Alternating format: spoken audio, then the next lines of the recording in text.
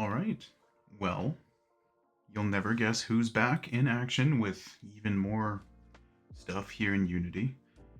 Uh, would you believe me if I told you that since the last time I recorded one of these, I've gotten way more added to this game, including 3 levels, UI, a few more animations, bouncers, and all sorts of junk? I'd believe it if I were me, which I am, so how about I stop talking about it and show you? So I'm not going to be running this in the Unity editor. I actually have an exported version ready to go, or a build, if you will. So I'm just going to open this up. And as you can see, I've got my logo in there and made with Unity. So you can also see that I have a control tab in the top left, which shifts and changes based on which input method you're using. So if I press left bumper, I can see the controls for controller, in this case Xbox. I still have yet to input the PlayStation controls, but that's a problem for another day. And if I do the same with keyboard, press Q, I can see the keyboard controls. Now you might also be wondering, what is that right there? Well, I'm glad you asked. That is cold hard cash, and you can collect it. So you can see now we're also taking damage now too. I forgot we have a health bar. So we can collect money. We can do all sorts of stuff. We can fling ourselves really quickly. I'm sure you've also seen the jump counters on the right side of the screen. It's a lot to take in. The levels are bigger, they're more expanded, they're filled with money and other things for you to find. But all in all, I've just been working alongside a few other people to make all of these things happen, including, but not limited to, a crouch jump, which is ducking down, charging up, and then you get a really big jump, just like in Mario 2. This is the regular jump, for frame of reference, mind you. If we do it again, just for show, you go almost twice as high. Pretty good. It's pretty quick. It's pretty slick. I've also got special animations for using a reset function. So before, this little circle that appears right here when you press the button didn't have any functionality. But I managed to get it working so that when you use it, you reset to a flag, which is right here at the beginning again. This flag also functions as your respawn point if you get completely dunked on. So let's just look at that one more time. And I'm gonna go get dunked on. Red spikes are the bane of my existence, and I'm not gonna explain why, but you know, they suck. And back at the flag. Now I'm looking to implement random text that'll appear whenever you get knocked out, as well as a different animation that plays. I want to have references to things like, say, Mega Man or Super Mario. I want to keep the explosion in there just for comedic effect. But yeah, I want to put little references to other video games. Getting damaged also takes away your control for a little bit, similar to the wall jumping, which I've also refined to be a lot more responsive. It still messes up now and again, but that's okay. I've also increased the speed cap so you can go absurdly quickly, sometimes breaking the physics. I still have yet to fix that, but I mean, there's nothing wrong with a game that lets you break it, do silly things. So let's test out one of the other levels. Let's go to Testing Grounds 2. So level transitions do work as well. That's something that took a lot of doing. And this is generally the scale of the game I want to go for. You can probably imagine we're on top of a building right now. So if I drop down, these are test windows, by the way. Just testing out getting money and climbing and all sorts of other things. So back on ground level, this is about how big I want things to be. So you can see there's a nice little bank we have here. Still got to work on the bouncer tech. It's a little funky right now, and things don't really work the way I want them to, but we're getting there. Also some dangerous spikes down here, just in case. Ooh, that new bug. That really plays with the background. Okay, noted.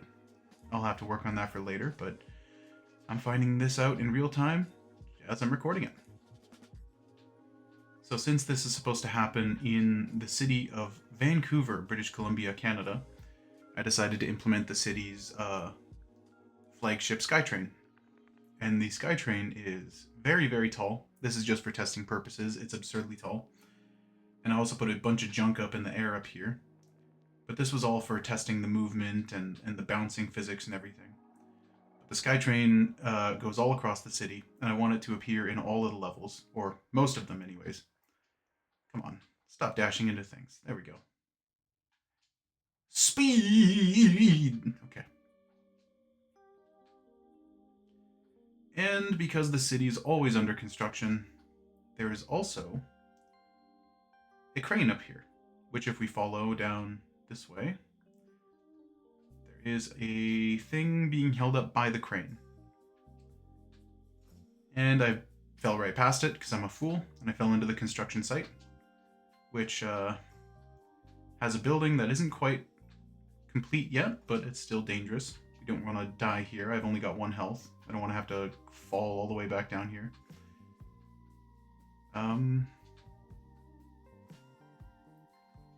Background's moving slowly. Parallax scrolling was something that was a lot of fun to implement. I didn't think it would be as tough as it was, but man, shout out to all the developers on the Super Nintendo who figured that shit out like, what was it, 30 years ago now? Absolutely amazing. So let's go back here, get myself knocked out, and go to Testing Grounds 3.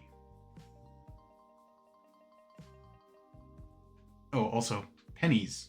All the currency is Canadian as well. That was something I forgot to mention in case I haven't already. UI updating in real time and everything. You can see the wallet in the bottom left corner does actually update in real time with these things detecting when you're close by, giving you the price and the level name, kind of inspired by Banjo-Kazooie or whatever other video games you can think of. But let's go to Testing Grounds 3. So Testing Grounds 3 is a much smaller level. This one was mostly for testing the default jump height, what was too high, what was too little. I might keep all of these levels in the game indefinitely, just for fun. If players find them, then they can screw around in them. A lot of money in here, no hazards in this one, but that's okay. So I can just reset my position. Ooh, yes. These are the first sketches I have for the 2 playable characters. It's going to be Kaito and Kyoka. Siblings, red pandas. You know, I kind of figured I'd want to stick to the whole being a creature thing very early on, so decided to make a couple of creatures. I want them to use the same set of animations, with the only difference from a glance being color swaps. But you can see they also have different eyebrow shapes. So when you enter a shop, I want their sprites to be different. So they might have different mannerisms, they might have different idle animations, but in-game they will be using the same sprites, just recolored. This was a background made using the all of the current placeholder assets, which might look very familiar.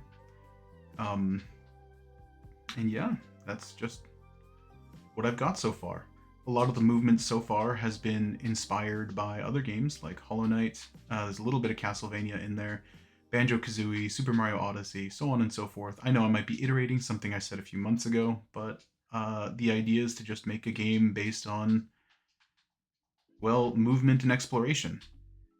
Something that I don't see enough of in video games nowadays. I'm sure there's been a huge crash out recently about all the roguelike games that are deck builders and this and that. Like, tired of it. I'm tired of it. I want a game that actually ends and lets you have as much fun as you want with it. Not to say games like Megabonk aren't absolutely amazing. I'm going to put a Megabonk reference in there somewhere, but that's a bridge to cross another day. For now, though, this has just been another look at where this game's gotten in development, and things are looking good.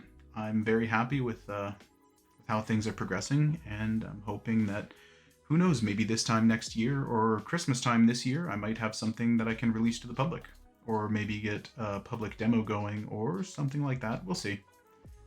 But until next time, you guys take care. Goodbye.